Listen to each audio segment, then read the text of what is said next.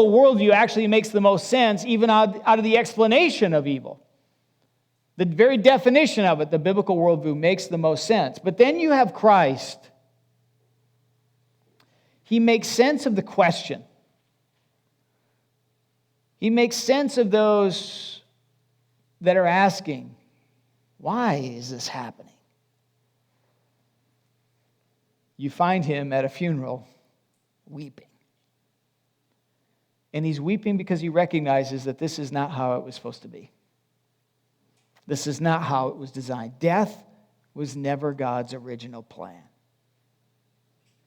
But remember, you have to ask the question to all the other worldviews too. How does the atheist answer it? How does the Hindu answer it? How do all of these answer it? And you can take kind of three big worldviews that are out there, and if you use artwork as kind of our framework for answering the question, we have a picture up here by Henry Tanner called The Annunciation. I actually own this painting, not the original.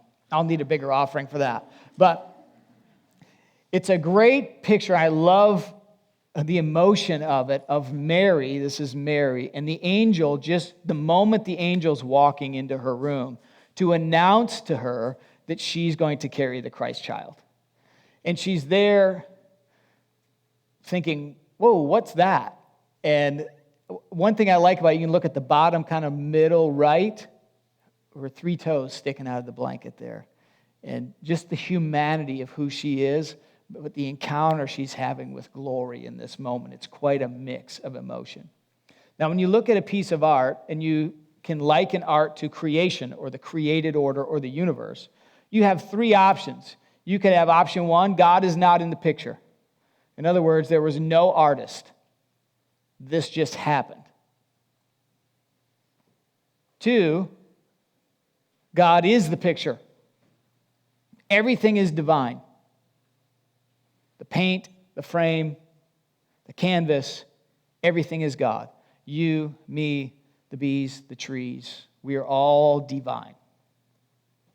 Or three, God is in the painting like an artist is in his art. And that's the biblical worldview. So let's examine how each of these worldviews kind of address the problem, or even try to create categories for the question. First, if God is not in the picture is a result of the random motion of electrons and protons and neutrons. Now, we're going to forego the question as to how those got here. But these things just randomly came together, and then over time, they became you. A person that is aware enough to ask questions about good or evil. Not only can you think, but you can think about thinking. If God is not in the picture, then really there are no categories for good or evil. Good or evil are simply subjective. What's the best ice cream? What is it? Vanilla bean. Anybody else like vanilla bean? A couple of you guys? Yeah, most people think that's boring. We got cookie dough, moose tracks. Butter pecan, a classic. Now see, there seems to be division in the ranks here about this. What you're doing is you're sharing subjective opinions about that. Objectively, the best ice cream is moose tracks. Okay, that is the best. So if you think something is different than that, then you're wrong. Just so you know. It's something less than the whole. Now see, we're arguing about that. What are we doing? We're arguing about subjective things. Who's got the opinion about this? And when it comes to morality, different people have different ideas of what is right and wrong. You may think that it's wrong to steal, but there's a lot of people who think this benefits me, so I'm going to do it. And when you frame a society based on those ideologies, you get a trail of bloodshed throughout the generations. You get Stalin's Russia and Mao's China and Ceausescu's Romania and Pol Pot's Cambodia. Based on this idea that there's no God, therefore there's no categories for right or wrong. So how do we determine that? Typically, it's going to degenerate to who has the most AK-47s on scene. Might makes right. Richard Dawkins, in his book, he's one of the more famous atheists out there. In his book, The River Out of Eden, explaining how mankind has come to be, he makes this encouraging statement. He says, in a universe of electrons and selfish genes, blind physical forces and genetic replication, some people are going to get hurt. Other people are going to get lucky, and you won't find any rhyme or reason in it, nor any justice. The universe that we observe has precisely the properties that we should expect if there is, at the bottom, no design, no purpose, no evil, no good, nothing but pitiless indifference. DNA neither cares nor knows. DNA just is, and we dance to its music. Someone rapes another person, we can't say that's wrong. They're just dancing to their DNA. It's just what they were born to do. Really? This is how the atheist starts to answer the question, by denying the categories of good or evil. And if you're an atheist and you think, well, I think there is good or evil, all you can say is that there's subjective good or evil, just one man's opinion. And I ask you, which man do you pick? Hitler, Hugh Hefner, Mother Teresa? You still have to pick a person. And another person will oppose that. It's just one human opinion. There's nothing above that. Then you could go to the picture that says, all of this is God. The reason that we're here is that we're kind of endued with this life force that is out there, and you'll find that I'm not really a Christian, I'm just spiritual, and I'm into the spiritual things.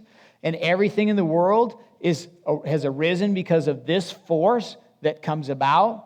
Typically, it's an impersonal life force. We don't want a personal life force because a personal life force makes distinctions. It can make a distinction about my behavior or not.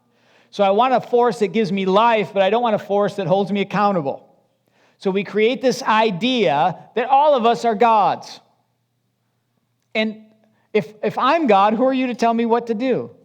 Who are you to say that any of my actions are wrong at that point, if I'm God? And this in itself, just like atheism, if you remove the creator, you remove the categories of good or evil. If everything is the creator, you also remove the distinctions because there's really no sense of good or evil. A number of New Age writers, David Spangler and Deepak Chopra, they kind of make these statements. Christ is the same force as Lucifer. Lucifer prepares man for the experience of Christhood. Lucifer works within each of us to bring us to wholeness as we move into the new age. Deepak Chopra said this about good or evil. He says, what is to the nature of good and evil? God is the union of all opposites. Evil no longer exists.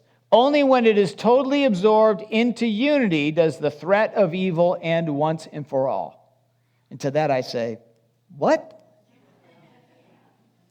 You move down this rabbit hole, remember, it's got to be logically consistent. It's got to work within a framework of logic to make any sense at all. And here we have left the planet of logic at that point.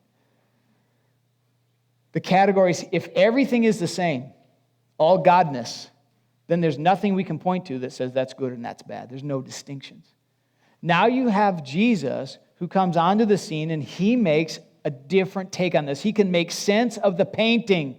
He can say, the painting is here because I made it. And the painting has beauty because it has distinctions between light and dark, between colors and shapes and forms. It's not all the same. And when he shows up at a funeral and he weeps, he's making a statement saying this: not everything is good and not everything is light. Death is bad, but I've come to bring hope.